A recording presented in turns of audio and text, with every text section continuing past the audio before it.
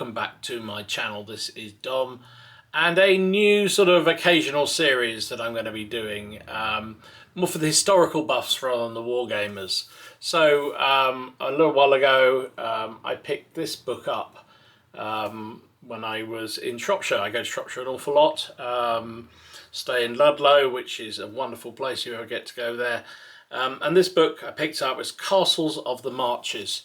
Now, this is a really geeky book if you're into castles, as I am. This actually lays out a list and a little bit of detail on all the March castles. Now, people might be aware the March region is the border area, basically between Wales and England.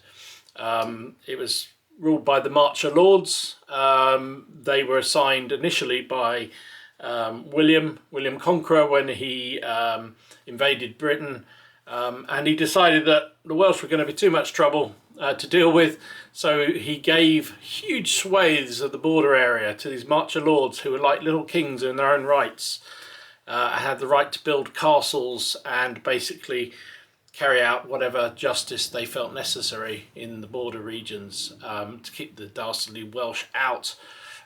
Later on they invaded Wales, and anyway, it's a different story. But this book shows the basics of where all these castles were built, and there's about 120 of them listed in here. Not all of them still exist. Some of them are just little, piles of stone. Some of them not even that. Some of them have been changed from their original castle design into something more grand. But I thought it's a fun project for me and Mrs. Boots to go and visit every single one of them in this book. And actually we found a few more besides who aren't technically Marcher castles, but also damn good castles. So this series will basically be taking me through all these different castles, a little bit of historical background, and I hope you enjoy it. If you do, please share, like, subscribe, and all that good stuff. Meanwhile, let's take a look at the castles. So next up on the travels around castles of the Marcher region is the Tower and Castle of Tretower. Now, Tretower, or Picard Castle as it's also known, doesn't actually appear in the book. Now, I'm not sure why that is, because it's situated in the perfect territory to be a Marcher castle. It's just north of Abergavenny, along the Usk Valley, and it was built by a Norman in around about the 1100s. So it should be known as a Marcher castle, but for some reason it isn't in the book. Maybe it's an error on the book's part. So we'll assume that it is, because it's a damn good castle and fortified manor house. So, let's say Picard Castle, or Tretower, as it is now known as, was built around 1100 by a Norman lord called Picard, which is why it's known as Picard's Castle. It's in a dominating place located on the banks of a small tributary, or one of the main rivers in the area, where presumably Picard originally thought he could control more movement down the principal highways around that region. Originally it was constructed of earth and timber and featured the classic moat or mound, probably originally wooden, with a water-filled ditch. Over the next 2 centuries, 7 generations of Picard family held the castle, and by around 1160 to 1180, Picard's son Roger, or probably his grandson John, was so established in the valley that they turned it into a permanent fortress with domestic comfort as befitted their status. So essentially the earth moat of the conquest years was partially flattened and then wholly transformed with the addition of a large stone building of the type usually described as a shell keep. The high outer walls were built near the perimeter of the moat, with a towering gateway facing the earlier bailey. Internally, along the south and western sides, was a two-storey hall and chamber block, fully integrated into the outer defensive walls. And that's one of the things about this castle. It's actually quite compact. Most of the main structures are built within the actual curtain walls, which is intriguing for me, at least. I'm not a castle expert. I just love traipsing around them. The second sort of major phase of work was probably begun in the mid-1230s during the lordship of Roger Picard II. Anyone else want to say John Picard? For about a decade or more, many of the castles in the southern march were caught up in the wars between Prince Llewyn of Gwyndawd. And it seems indeed that Roger himself was captured in a border raid in about 1220 and was held for a short while by the prince. Further round of conflict in 1233, Tretower Castle was attacked and thrown to the ground by Richard Marcel, Earl of Pembroke, Llewellyn's ally at the time, which is an interesting turnaround. With peace restored the following year, Roger recovered his position at Tretower and soon began rebuilding the castle. Given those recent events, it was very clear to Roger that he needed better defences, and so his scheme involved removing the domestic buildings within the earlier shell keep to make way for a massive 4-storey circular tower. And it is huge. It really is very, very big. In common with some of the other castles in the area, the tower itself is very, very large indeed. Of course, a great tower is also a good way of asserting authority, and certainly that helped with Roger. At the same time, accommodation was now in the upper floors, but wasn't uncomfortable by all accounts. Roger's son, Roger Picard III, was involved in the baronial revolts against Henry III in the 1260s, and may have been the same Roger in 1297 that was ordered to find 50 Welshmen to serve Edward I in the war in Gascony. By the spring of 1298, however, he'd been succeeded by John Picard IV, the last of the heir to rule Tretower. When John died in around 1305, the lordship passed to his daughter, who was married to Ralph Blowett of Ragland. And from that point on, the castle no longer served as a principal residence for its lords. The Blowetts appeared to have preferred their manor house on the site of Raglan Castle. And the castle seems to have stayed in the Blowetts' hands for the next several hundred years. Although in 1403, with much of Wales embroiled in a revolt led by Owen Glyndwr, Sir James, then Lord of the castle, was given a royal order to ensure the furnish and safeguarding of Tretower Castle with fencible men, victuallers, armour and artillery.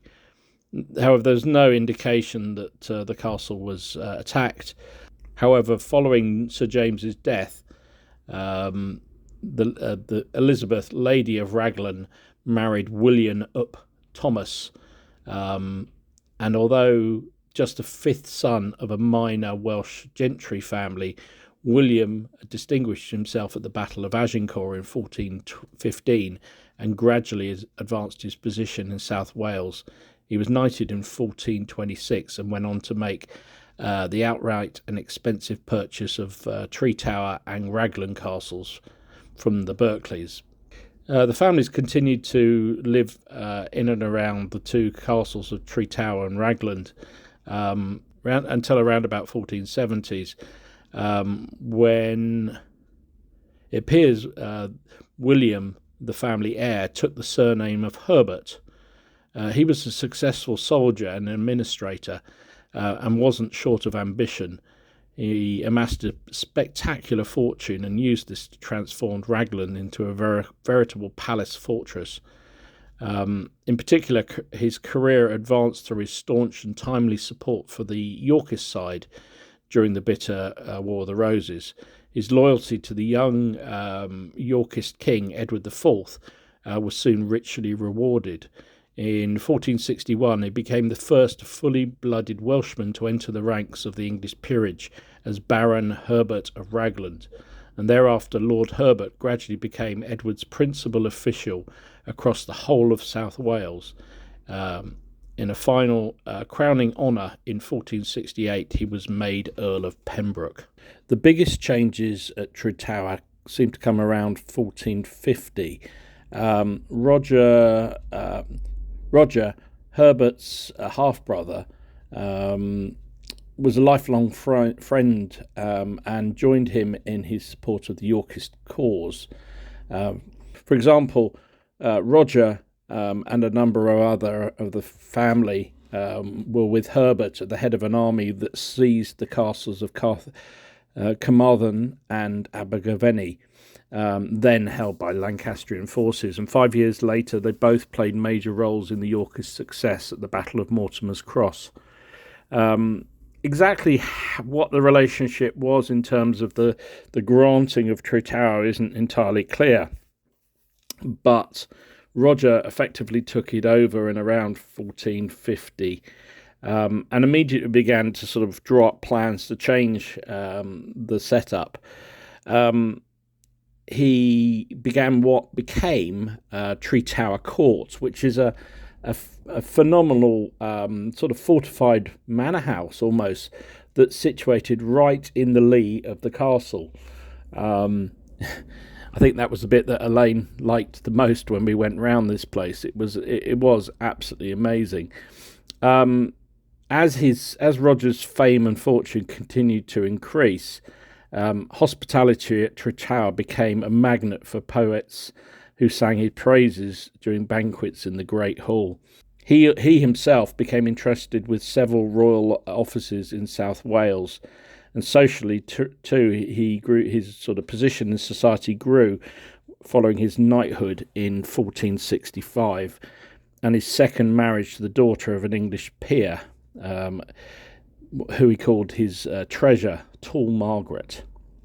But the War of the Roses was still ongoing, and the Herberts were, like most families in England and Wales at the time, were also heavily impacted by the wars.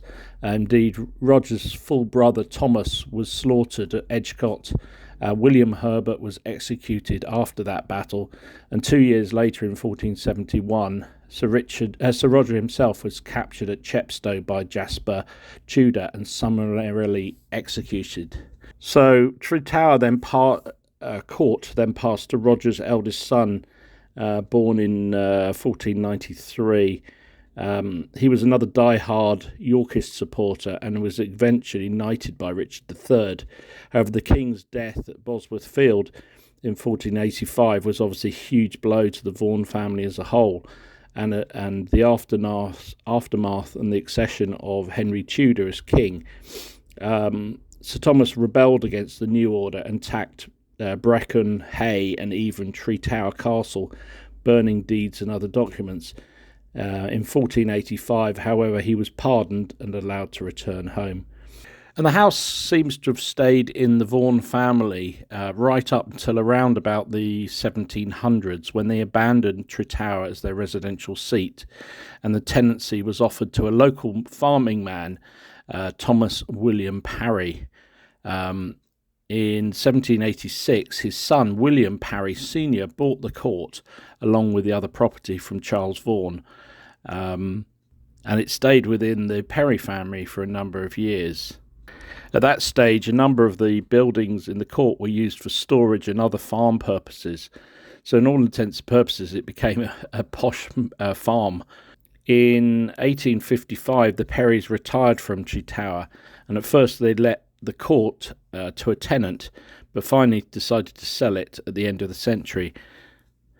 By then, other than the farmhouse, the buildings were in a very sorry state of repair, The condition of the northern range in particular was especially precarious, and the roof was in imminent danger of collapse. But fortunately, a number of decades later, its sort of importance was recognised by the local people, and an official appeal was launched in 1930. And by 1934, the Brenock Society had purchased the entire complex for the nation. Buildings were passed to the Office of Works, who began the process of conservation and restoration, replacing roofs, making it shipshape, etc. Obviously, a pause was brought about by the Second World War, but the scheme was finally completed in the 1960s. Today, Tretower is part of Welsh heritage. It sits beautiful space there, well worth a visit. When we were there was some kind of reenactment going on, showing what life in the I'm not entirely sure what period they were showing. I think it was around the English Civil War. They were highlighting what it would have been like in the castle at the time, and it is a very impressive looking castle, particularly the castle itself with that enormous tower that dominates the surrounds is just something to behold. And if you are in the region of Abergavenny, I would certainly recommend dropping in to have a look and have a look at this amazing place. Also, as I say, the court itself is also extremely impressive and well worth a wander around. So I hope you enjoyed that. If you did, please like, subscribe. As I say, this is been fairly regular series for the time being. I think it's going to slow down because I've pretty much used up all my back stock of pictures and what have you. But as I see other castles in the marches, I will try and do the same sort of thing. If you're enjoying it, hit that subscribe button, and I'll listen out for the next video.